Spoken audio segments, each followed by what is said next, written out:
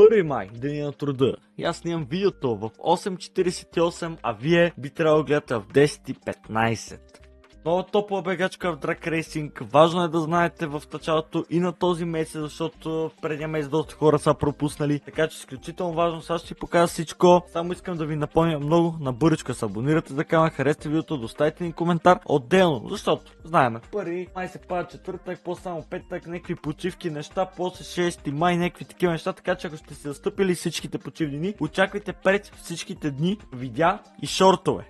Да знаете, качваме доста интересни шортове, свързани с Drag Racing, с коли, с неща, така че да не забравяте, да не ги пропускате. Отделно ще има и готини видеа, много готини неща съм подготвил, много готини неща се задават, така че да знаете. Сметнах за важно, че трябва да знаете за новата топова бегачка, че вече официално знаем, че е топова бегачка, защото предния месец не знаехме, че е топова бегачка. Само набързо ви напомня, че можете да ви възползвате от страхотни намаления в Даниели компютър с промокод H2. Точно така, промокод H2 ви осигурява 20% отстъпка на услуги и 5% при покупки. Какво ще рече това? 20% за това ви преинсталират компютъра, ви го почистят, PlayStation и лаптопи, каквото е да било, а пък за покупка тези 5% е за това да си купите нова мишка, клавиатура, компютър, да ви направят конфигурация, каквото е да било. Така че може да сторите с тях в TikTok или пък в Facebook или на място в град Перник. Ако пък искате да гледате още контент, който по принцип аз правя, може да гледате в TikTok Даниели компютър, защото там също правиме живи излъчвания, помагаме на хората, така че да, поете промокод H2, така ще си спестите пари при инсталации, при каквото и да е било, пък и така помагате на канала. Което не ме очудва, че е топла бегачка, но трябва да знаете, че е топла бегачка. Идваме ето тук,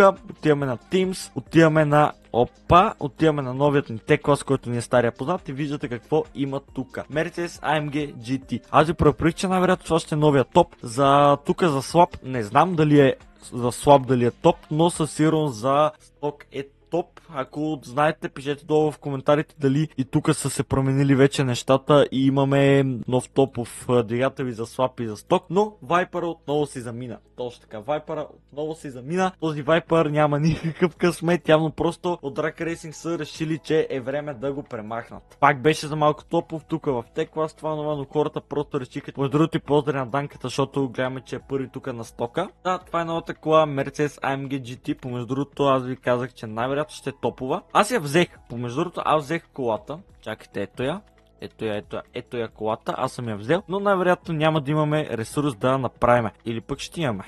Пат. Знаете ли, че май ще направим новата бегачка? Обаче няма настройки за нея. Чакай, един от Forest, два от Forest, демек ми трябва 26 от Forest, купуваме ги. Странец бон. Да, няма да има толкова зелени. Нищо, поне ги взех тя на добра цена, ако не друго.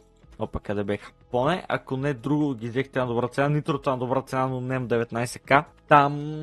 Значи скоро очаквате нов проект. Щом вече имаме мод частите, му очаквате нов проект съвсем скоро. Те да ги разкешира няма стая, да имаме и да отваря няколко кутийки, но 27 мод части с тази 28 и имаме за цел нов проект, но нямаме нитро и няма да имаме за част. Така че скоро очаквате нов проект, така че пишете долу в коментарите какъв да бъде новият проект, който да направим в Drag Racing Street. Да се върнем към главната цел на видеото. Тук.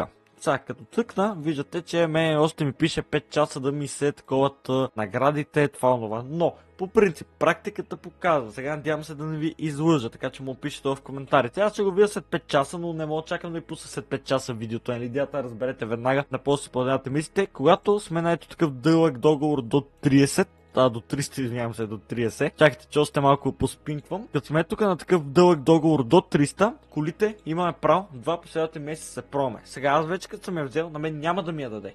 Няма как да взема още един път, но хората, които не са успяли да вземат, те могат да вземат. Така е всеки път, знаете, практиката го показва, така че се успокойте да вземете този Мерцедес, защото дори да не го направиме. Аз мисля да го направя, защото ме кефи, знаете, аз обичам Мерцедеси, но дори да не го направим, важното е да го имаме, защото като е топов, винаги е полезно, така. Така че не е абсолютно никаква болка за умиране.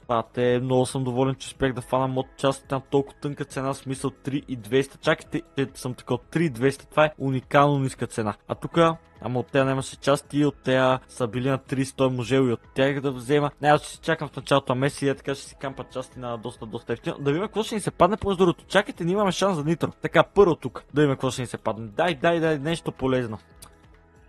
Добре. Дай нитро. Не, капак. Добре. Така, имаме Championship кутийката, която също трябва да отворим. Я видим. Модбокс.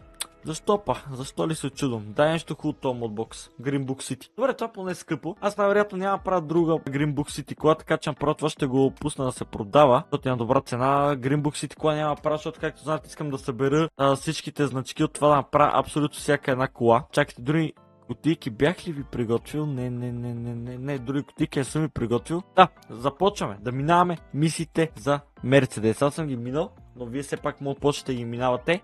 Уруса, в предното видео завърнахме Уруса с настройки, с топови времена, с всичко, така че може да гледате предишното видео на Drag Racing, както и казах и шортовете. А Мерцедеса, мен е много интересно, дайте да го видим как е като звук този Мерцедес. Така, къде да го пуснем? Аре ще го пуснем на Time Race. Я чува.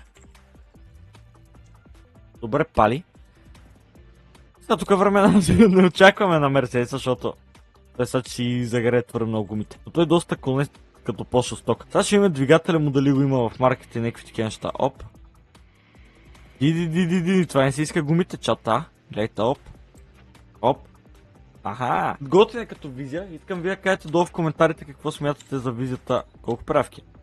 6. Да кажете какво смятате за визията на Мерцедеса, дали това да е следващата кола, която да направим на проект или нещо друго за проект, без стейджовете. Те там стейдж 500-900 и те неща. Честно казвам, мен не ми се занимава да ги правят тези стейджове, така че по-добре не. Я сега. Първо. Да, и много важно друго нещо. Когато по принцип взимате колата ето от тук, тя ви пита дали да е в гаража или да вземете като ключ. Аз я взех в гаража, но вие имате вариант да вземете и като ключ. И като си я вземете като ключ, може да продадете. Виждате, вие може да си го купите Мерцедеса за 2000 зелени, той е тук още 37 дни. Те сега са го напускали яко. Да, тук има супер много част Мерцедеси, защото хората като си го вземали, те са го напускали, но според мен не си заслужава да го пускате. Те 2000 зелени не ви направят кой знае колко по-богати и кой знае колко по-бедни, така че според мен е по-добре да я си го вземете. Честно казвам, искам да направя тази гега, обаче не има смисъл, много безполезна барака тази гега, мамка му, иначе бих я направил.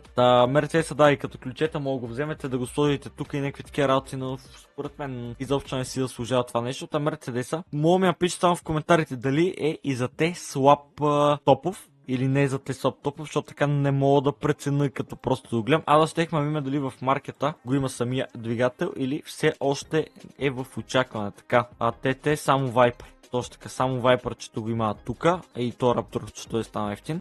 Само от това го има, така че скоро мога да го очакваме тук. Освен това, ако не си останал топа, вече и си го има за слаб, така че това вече вие ще ми го кажете в коментарите. Знаете, такива видеа гледам да я правя в началото на месец, защото полезно е да знаете коя е топова, коя не е, да знаете за какво си заслужава да събирате някакви такива работи. Така че надявам се това видео да ви е помня, надявам се видеото да ви е харесало, както и как очаквате много интересни шортове видеа, особено ако си да стъпите по чилните дни някакви такива неща, така че прочигайте това видео, абонирайте, лайкайте и до скоро!